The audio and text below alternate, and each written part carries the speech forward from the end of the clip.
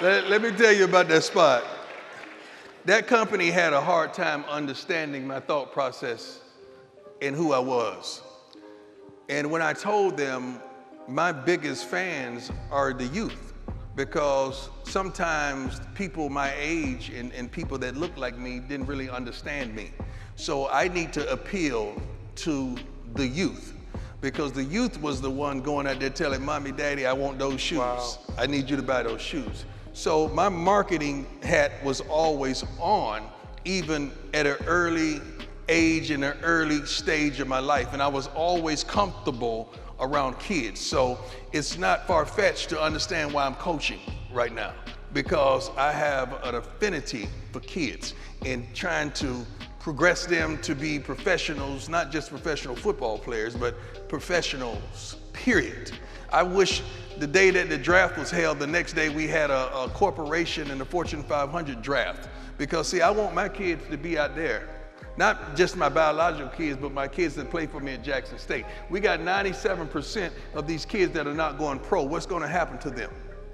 I need them to make a difference in life. I need them to be somebody. I need them to go and enhance their communities. I need them to make a change somewhere in life and to be great fathers and to be great parents and to be great kids. That's the mindset that I have for my youngsters. If there's, yeah, give it up. Exactly.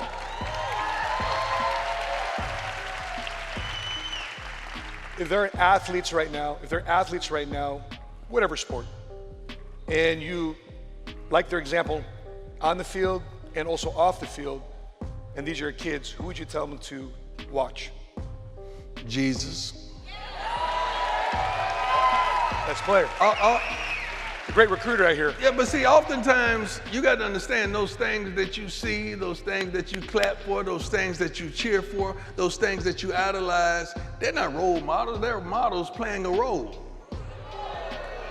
You don't know who they are. You just saw them doing what they're gifted and blessed to do for 2 hours of the day. Could you imagine if the world got an opportunity to see you at your best for 2 hours a day, how your profile would just be enhanced, everything would be wonderful, everything would be so different, because we're showing you for 2 hours doing what you're gifted to do.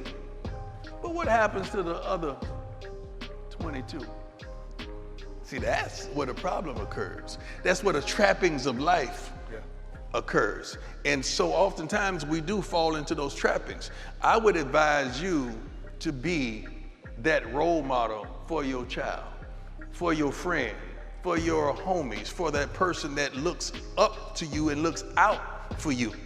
You need to be that person. The role model should be somebody you can touch. My mama was my role model, man. My mama was that. My mama was all that in a bag of chips and will cuss you out to this day and not stumble over a word. My mama worked and made sure ends saw one another, although they never met. My mother, even when I made it, she never asked for mink coats and gold chains and diamonds, although I got that for her. She's on her third home now, never asked for one. Because she was old school. She just wanted what was best for me. And she wasn't thirsty, she wasn't hungry, she wasn't seeking and searching for attention and adulations. And now we got parents trying to be the boss. We got parents trying to be in every commercial, trying to be in every shot. Although I did put my mama in a Super Bowl commercial, which you're gonna see on Sunday. Yeah, awesome. I had to make her do that. But it's a different game out there, so we got to be careful who we're calling role models. But I truly believe the role model you should be able to touch. You know, when did that change for you? Because, you know, we all seen you with the chains, the jewelry. That was image. That was image. Okay. Something you could imagine. That was not me. See, I'm a marketer. I market. And I'm pretty darn good at it. You should clap for me right there. Because I'm about to tell you a few things that you're not going to believe. I created that persona. I created that character. I'm from Fort Myers, Florida. Anybody in here from Fort Myers? Okay, let me tell you something, baby. When we grew up, the drug dealers were the guys. The rappers were the guys. What did they have? The gold chains, the flamboyant look, the flash, the whips. I gave the kids that, allowing them to know you didn't have to do that. So it was all persona and perception, and you had to believe what you want to believe. Now, let me tell you the truth of the matter. I stopped using profanity in 1986. No, I'm not done with telling you about Prime. I'm in the third person now. I've never been high a day of my life. Hold on, I'm not done. I've never smoked or sipped a taste of alcohol, wine, or anything in my entire life.